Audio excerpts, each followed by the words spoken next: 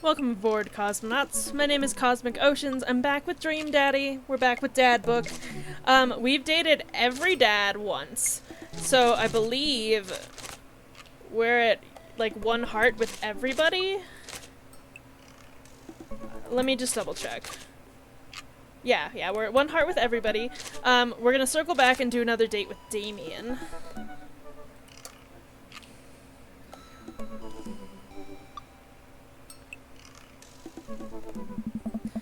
I had a lot of fun hanging out with Damien the other day. I wonder what he's up to. I opened up Dad Book and start writing him a message when Amanda walks in the door. Dad, you got a letter? Oh, is it from Grandma? No, it's from Damien. Whoa, can I see it? Amanda hands me a piece of old parchment folded into an envelope and sealed with purple wax. Damn, the dude goes all out. I pry off the seal and unfold the letter. In the most beautiful calligraphy, the letter reads, Dearest Sam, I hope you'll find my continued correspondence endearing rather than trying. One can only hope that my use of the slower, more traditional form of communication will showcase my sincere and earnest sentiment that I greatly enjoyed our time together. I write this hastily under the warm embrace of excitement, fearful that I may misstep and speak towards something unwelcome. For now, I hope that you might forgive my boldness. I will simply say that your company has greatly occupied my thoughts. While the afternoon may have been derailed by forces unforeseen, your companionship helped a great deal. Not only in the discipline of my child, but in the morale of my spirit, and for that I thank you. That said, Sam, if you'll allow me, it would mean the world to me if I could enjoy more of your time. Perhaps a trip to the cinema followed by a moonlit stroll would be to your tastes. I eagerly await your response. With great respect, D. Blood March. Amanda and I both look up from the letter. Wow. He's good. So you gonna catch a movie with him? Yeah, I better message him on Dad Book and let him know. Amanda slaps my laptop shut. You have to write him back, a real letter. But my handwriting looks like two toddlers fighting over a crayon. Dad, you have to. He wrote you a letter. That's so cool. Will you help me? I need to class this up. Father, I was made for this. Here's what you do. Find tickets to a show that you two will like, then enclose them in the letter. Oh, that's classy. Amanda and I hop onto my laptop and peruse showtimes. He doesn't seem like a romantic comedy kind of guy. Oh, here's one. Vampire Crusade 2? Evil Never Dies. I don't know, that sounds kind of stupid. Oh. Actually, it's critically acclaimed exploration into the something of existence. It really turns the vampire trope on its head. Really? Huh. Nah, there's just a lot of blood and vampire titties. Well, let's roll the dice. I purchase the tickets and print them out, and then sit down at the table with Amanda to try drafting a nice letter. I start writing. Damien. Good heart to you on this fine eve.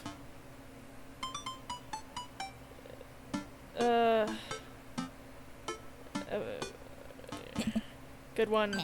What's next?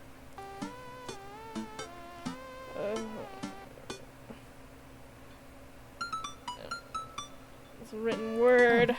Geez, Dad, have some faith in yourself. Okay, we're trucking along. Let him know how you're feeling.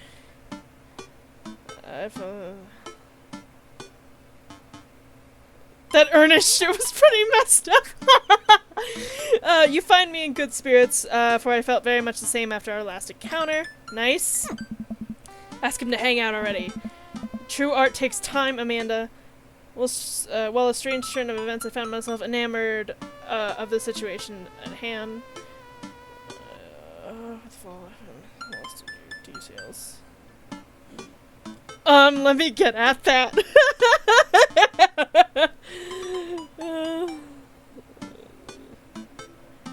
Enamored of the situation. Lost in your details. Dad, whoa. I saw it on TV. I'm not actually an actually intellectual person. Bring it home, Pops.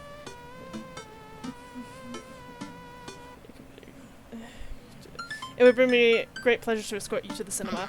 Smooth. Calling it the cinema is a classy move.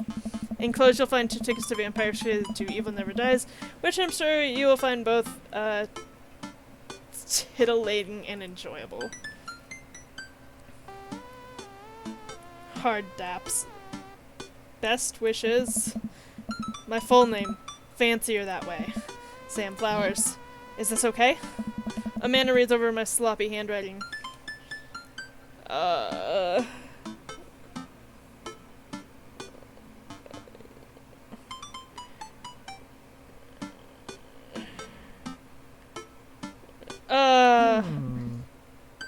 You spelled his name wrong.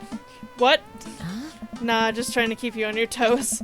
Now all I have to do is seal it and put it in his mailbox. Can I seal it with tape? That's not authentic enough. I have an idea. I'll be right back. Amanda leaves the room and returns with a candle, a lighter, and a small piece of wood. You gotta have a wax seal. She lights the candle, which starts to burn and form a pool of melted wax. What's the other thing?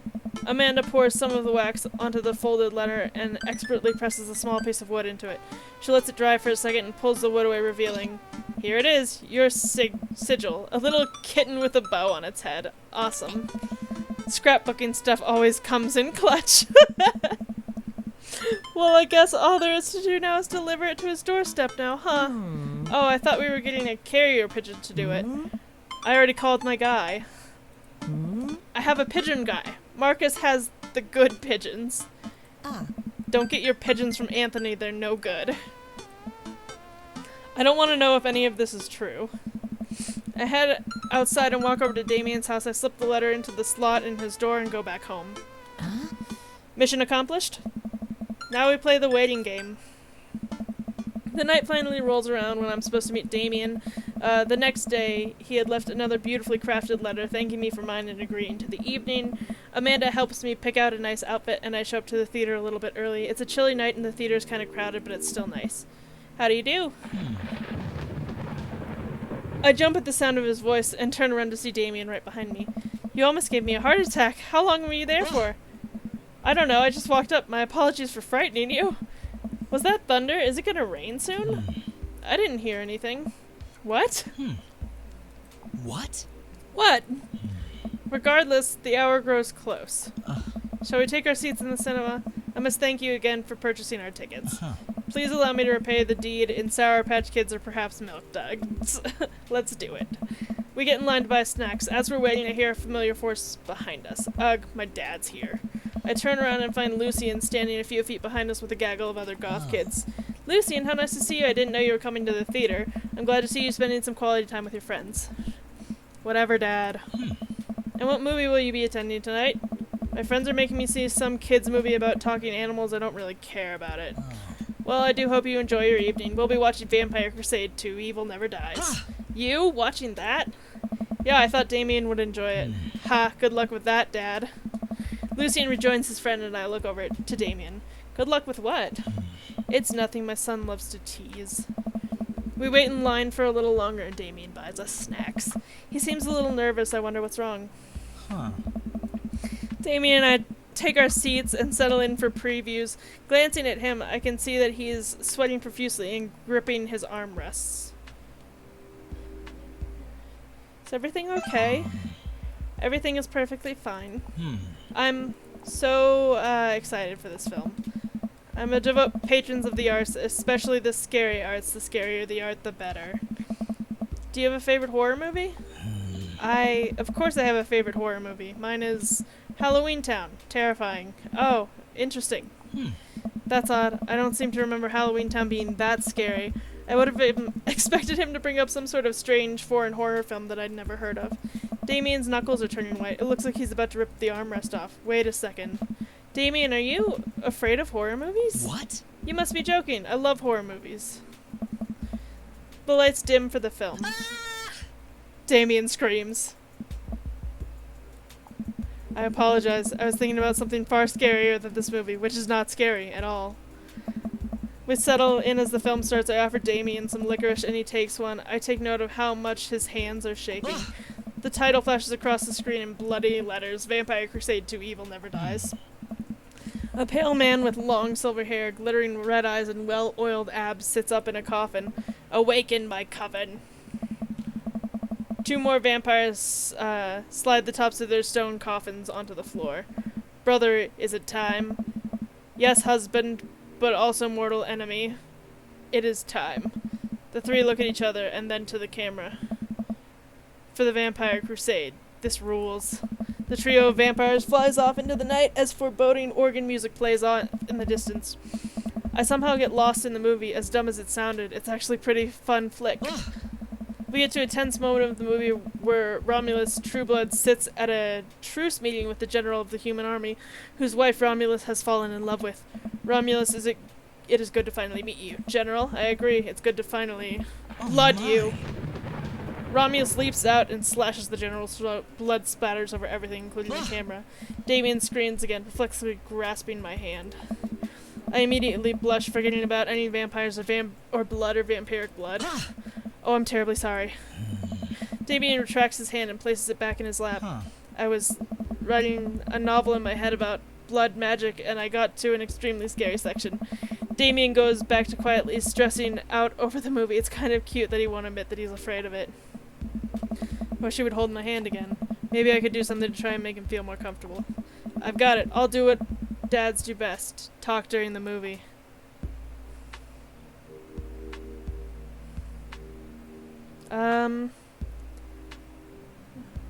Plot hole?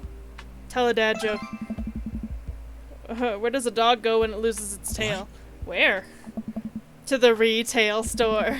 I yell that last bit a little too loud for the crowded movie theater, but I can see a smile from Damien's face. Good one, Sam.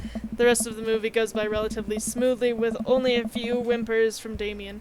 Maybe he would have liked the romantic comedy better. We get to the final scene of the movie where Romulus, Bad Blood, and the general's wife embrace each other in his crypt.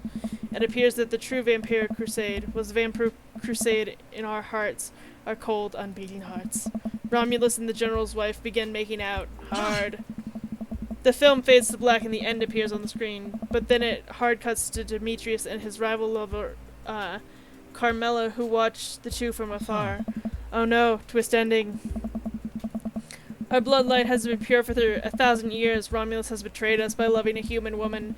It will only be a short time before the next Vampire Crusade 3. Evil must die again.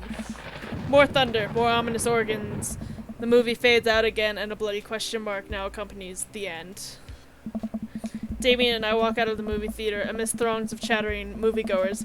He's a little more pale than I remember, but otherwise he survived the encounter. He seems kind of invigorated. What an interesting film. While the premise admittedly struck me as pedestrian, I was intrigued by its harrowing love story and great attention to details in regards to vampiric lore.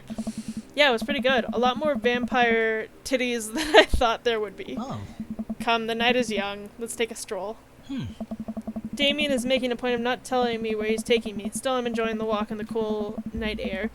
Being alone here with Damien is a lot better than being in a crowded theater. Lovely night, isn't it? As lovely as the company, yes. Oh, he cute. He thinks I'm lovely. Damn, okay, here comes the smooth response. Thanks. No problem. Crushed it. We both stand there feeling a little awkward. I sure am one smooth operator. Are you getting a little hungry? Maybe we could stop off and grab something to eat. Worry not, friend. I have a plan. We turn the corner and are greeted by the gates of a cemetery. What? Are we going in there?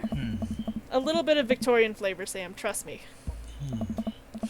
I'm a bit nervous, but Damien hasn't led me wrong yet. I follow his lead as we walk into the cemetery. Statues of angels stare down at us as we follow a path through the faded tombstones. As we crest a small hill, oh my god, it's like too loud. We get a beautiful view of the city. The night lights sparkle around us. I gotta hand it to him for being in a cemetery. This is strangely romantic. Picnicking in graveyards is an old Victorian tradition, an appropriate finish to an evening after a vampire movie, wouldn't you say? With a flourish, Damien produces a blanket and a picnic basket. Wait, where were you hiding that? Under my cloak? Oh, right. Damien unfolds the blanket and we both sit down, gazing out at the city lights. He produces a bottle of red wine and a fine selection of cheeses. In the Victorian era, there were no public art galleries, parks, or botanical gardens to speak of. Once rural graveyards became a more popular alternative to church burials, they became the only place that people could see beautiful plant life and fine sculptures. That makes sense. This is pretty nice. I have a question, though. How are you so okay with being in a graveyard, but you had trouble handling a scary movie?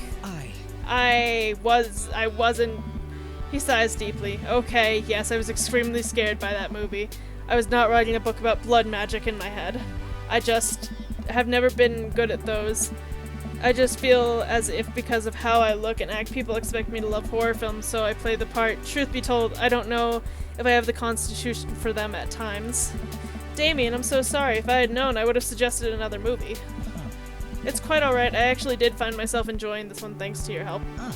Graveyards, however, I think there's something rather beautiful about death. Cemeteries are traditionally built away from cities, away from the realm of the living, and it keeps us rather separated from it.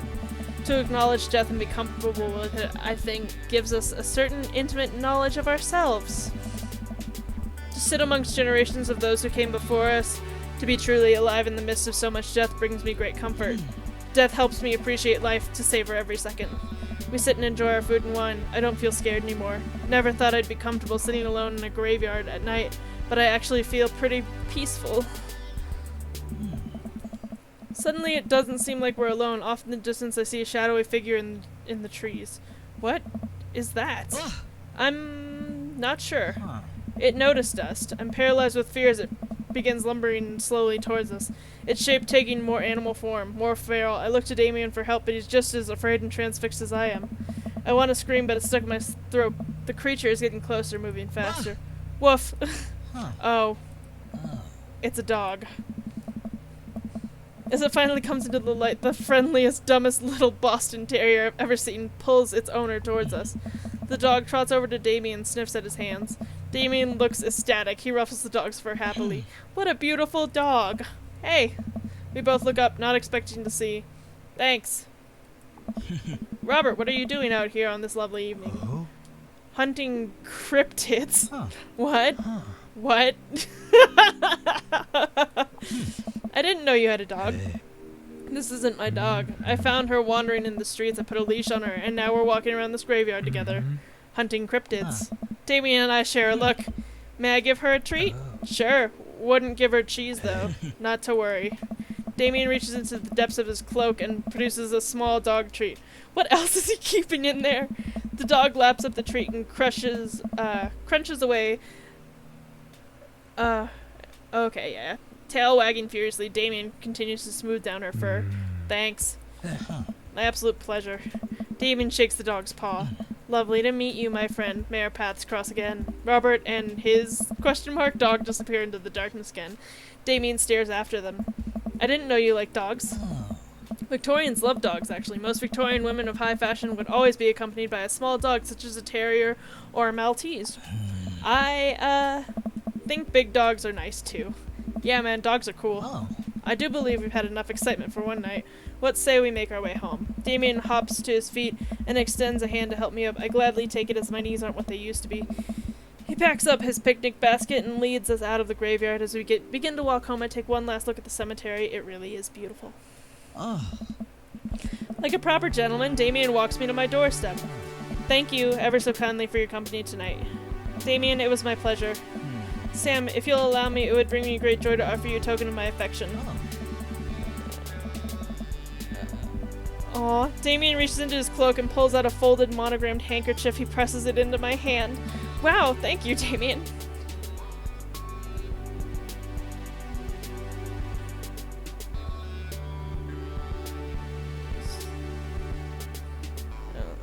Instead of passing ships.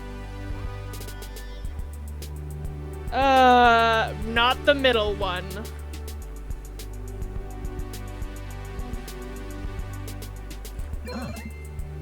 Oh, perfect. A noble purpose. Damien shuffles his feet. I just want to say that it's rare to find someone like you, someone who's open to my eccentricities. It's nice to feel so accepted. Thank you. Damien gives my hand a quick squeeze. Damien blushes and hastily retracts his hand. I must take my leave. Good night. Before I can say anything else, he's gone. Huh. I unlock the door and step inside. Like a whirlwind, Amanda runs from the window and plops down on the couch trying to look nonchalant. Hey, Dad. What's up? Were you watching me from the window? No, I was just, Okay, yes, how was the movie? Lots of vampire titties. Told you.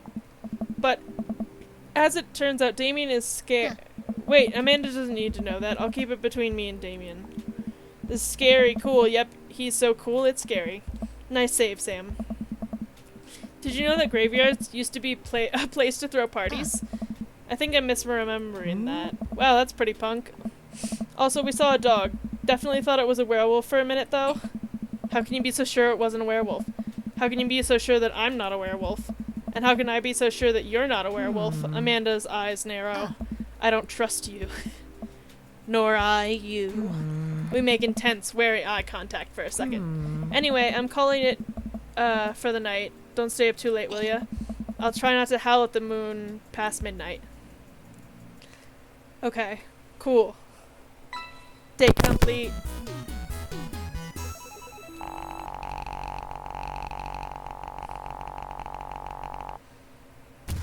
I'm sensing a romance between us. A chemical romance. A chemical romance. What? That's a band? That's a band? Well, it's been a long day. I'm just about ready to pack it in after a few bites of ice cream from the freezer. I turn off the lights and walk down the hall to my room. I wonder if Amanda's still like the kid needs some sleep. As I pass her room, I can hear a faint sound, but I can't quite make out what it is. I get a little closer. Is she crying? I knock gently on the door. Hey, Amanda? The crying immediately stops. Not right now. Her voice sounds strange. She sniffles. I need to make sure she's okay. I open the door. In the dark, I can see Amanda's outline in the middle of her bed, knees hugged up against her body. Is everything okay? I don't want to talk about it. Did something happen? No. No, nothing happened. Go away. I'm really concerned about her. Amanda, get out. Okay, okay. I quickly leave her room and shut the door behind me. Once the door closes, I can hear her crying again. Wow. What has her so upset? She seemed fine earlier. She's usually so open with me. Did I do something wrong? Is she mad at me? I guess she wasn't before. She definitely is now. I can't even remember the last time she snapped at me like that. I have a hard time falling asleep, but when I finally do, I'm still thinking about Amanda. After a long night of very little sleep, I roll out of bed and make myself a pot of coffee. Amanda should be up for school soon. Maybe she'll be willing to talk about whatever's bothering her. About 10 minutes before she's supposed to leave, Amanda comes out of her room and makes a beeline for the freezer. Morning, Amanda. Morning. She drops a frozen waffle into the toaster and slams the freezer door. She won't look at me. Yikes. So, anything big going on at school today? No. Okay. Do you need a ride to school? No. Want some coffee? Amanda pulls the toaster lever up and takes her still frozen freezer-burned waffle out before it's finished cooking. I have to go. Amanda picks up her bag and storms out. Oh, okay. I haven't seen her act like this in a long time. It's usually short-lived, but it always hurts. Hopefully this blows over and things are back to normal soon. I sit back at the kitchen table and look at a picture of Amanda and I hanging out on a wall. In it, I'm teaching her to ride a bike. Her face is a mixture of excitement and pure, unadulterated fear. I remember how determined she was. Every time she would fall off and scrape her knees, she would get up and try it again. Finally, I had to stop her because she was bleeding everywhere. And then she started to cry because she didn't think she needed bandages and wanted to keep trying. As I put the bike away, she stood in the middle of the street and screamed. Then I took her for ice cream, and it was like nothing ever happened. After giving it a bit of thought, I decide that if I force her to talk about it, I'm only going to make things worse, but I have an idea. I start rummaging around for ingredients. I hear Amanda walk in the door. Instead of heading for the kitchen like she usually does, she makes a beeline to her room. She's clearly trying to avoid me. Hey, Pumpkin? What? Can you come here for a sec? There's a moment of silence. Yeah. I wanted to say sorry about last night. I'm just worried about you, kiddo. I get scared when I know something's wrong, and I get even more scared when I feel like I can't do anything about it. Dad, So just, whatever it is, and you don't have to tell me if you don't want to, but whatever it is, just know that you have a dad in your corner who wants you to be happy. Honey, you know I'm bad with words, so I was hoping I could speak a language we both understand. I pull a cake out of the refrigerator and place it on the table. Hopefully the frosting is set by now. Ta-da! Dad. Sorry you're sad, but I support you 100%. It took me a really long time. I ran out of red frosting somewhere around sad, and I had to start over, and this is beautiful. It's strawberry. Amanda gives me a big ol' hug. I grab some plates and forks and serve us up some delicious cake. So, it's really stupid. What is it? The whole thing. I know I've been really weird lately, and there's just... I don't even know how to explain it. I feel like I might have to make you a chart. I'm listening. Do you want me to take notes? I guess I should start from the top. So, you know how Emma R. is going to that fancy school in California, right? Emma R. Oh, no!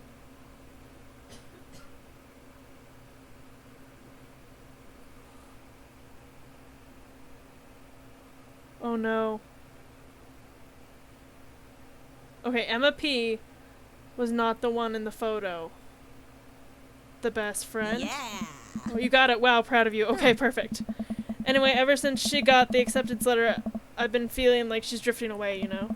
And she's been spending a lot of time with Grace and Emma P. I just thought it was all in my head for a while, but then I found out from Rosie M. that both of the Emmas, Grace and Noah, all went to a party at Mackenzie F's on the same night. They all told me they were busy studying for a Calc AB final. Oh, no. So another important piece of information is, God, this is embarrassing. I, have a crush on Noah, and, that's a thing.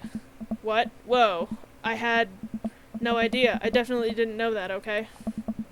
You're a bad liar. So are you. I learned from the worst. Oh, no. Anyway, so the only person I told about the crush was Emma R., and she promised not to tell anybody. I didn't confront them about the party thing because I didn't want to start drama, so I kept quiet and kept going about my business. Amanda sighs. And then one day I invite everyone out to get nachos at the mall, and after no texting me back for like 2 hours, even though none of them ever put their phones down for more than 60 seconds, they all said they're busy, like, simultaneously. So I tell them, never mind, I'll just eat nachos at home, right? But we were out of chips and I really wanted nachos. Totally understandable. So I go to the mall anyway, and I go to the food court, and who do I see there but Grace, Emma P., Emma R., and Noah, all hanging out together and eating nachos without me. What? It gets better. I'm standing by the escalators watching them, and I realize that Noah has his arm around Emma R., which is kind of weird, right? But then they kiss. Oh no. Oh no, your best friend is dating. Oh, yes, I know. So I storm over them like, hey. And Grace drops a nacho on her shirt because of course she does. And Emma R. just, like, glares at me. Isn't that your best friend from childhood? That sucks. Grace. Nothing is coming up. I don't know who that is. Grace is the... Oh my god. Well, yeah, but that's not the important part. Grace is the one nobody really likes, or I guess that's me now. But anyway, nobody will say anything, and I'm just like, you guys suck, which I realize is not the most eloquent thing to say, but I was very angry and really embarrassed, and I just wanted to get out of there. So I left, without nachos, might I add, which only further contributed to this shitty day, and immediately drafted a super long text to the group chat asking them why they've been so weird. And I wrote another one to Emma R. asking how long the Noah thing's been going on, and sorry, I know that's a lot. You still following? What did Emma R. say? Oh, okay. Get a load of this. Emma R. says, you know what? Let me just read it to you. Amanda pulls out her phone and reads word for word an arduously long string of text messages. Can you believe that? I cannot believe that. I care so much about Amanda's social life and mental well-being, but man, do I not understand what she's talking about. This is all beyond me, but I am trying my hardest to be supportive. They were dating in secret for like months. So I told her that she's being a really terrible friend, and she's like, well, if you think I'm being so terrible, then just stop being my friend. And I was like, okay, and then she left me on read, and then, wait, left me on read, what's that? Oh, like, she saw my message and didn't reply, and I know because there are read receipts. I don't know what read receipts are, but I'm just gonna nod and pretend I understand. Gotcha. So while this is all happening, I'm talking to Emma P. about how mad I am, because she's at least being kind of reasonable, and I'm venting to her about how pissed I am at everybody and stuff. And then out of nowhere, Noah texts me and is like, how could you say that about me? And I was like, say what about you? And he tells me that Emma P. sent screenshots of everything I told her to the group told her to the group chat that I got kicked out of. Alright, I think you lost me at screenshots, but that definitely sounds bad. There's so much more, but honestly, it's all just really stupid teenager stuff. The bottom line is that everybody dropped me, half of my grade hates me, and now I have no friends. Amanda, I'm so sorry. I almost expected it from everybody else, but Emma R's been there since Dad died. I can't believe she would just stab me in the back like that. I'm not even that mad that she's dating Noah. I'm just upset that she lied to me for so long. Amanda stabs at the remnants of her cake. Okay, I take it back. I'm kinda mad she's dating Noah. Like, what did I do wrong? Why did everyone just suddenly decide I'm not cool anymore? Why wasn't I enough? I don't understand.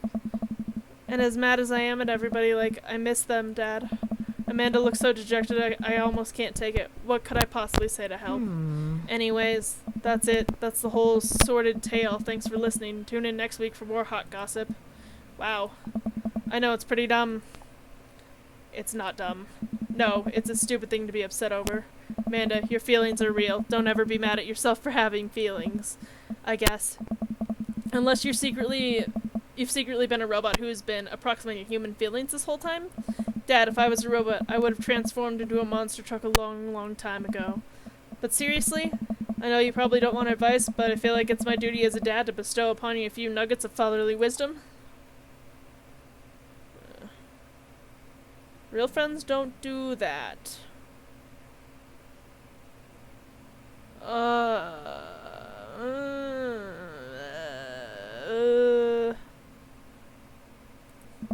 People are going to come in and out of your life. It's just how it works. Not every friendship is going to last forever, so cherish your friends while you have them.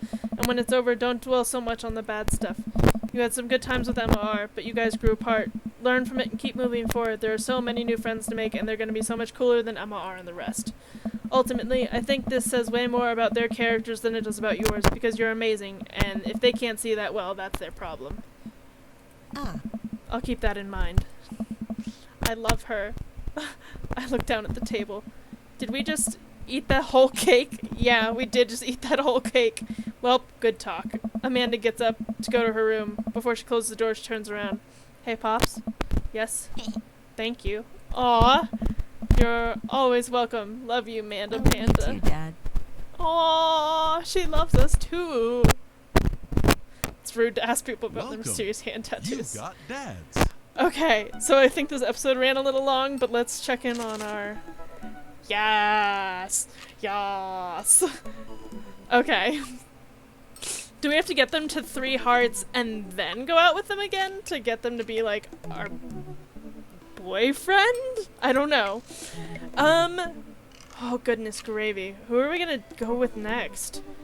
Maybe we'll go on another date with Robert and then Craig and then Hugo? Or maybe Hugo next. I don't know. I can't decide. But anyway, thanks for coming on this journey with me, Cosmonauts. I'll see you in the next part. Bye!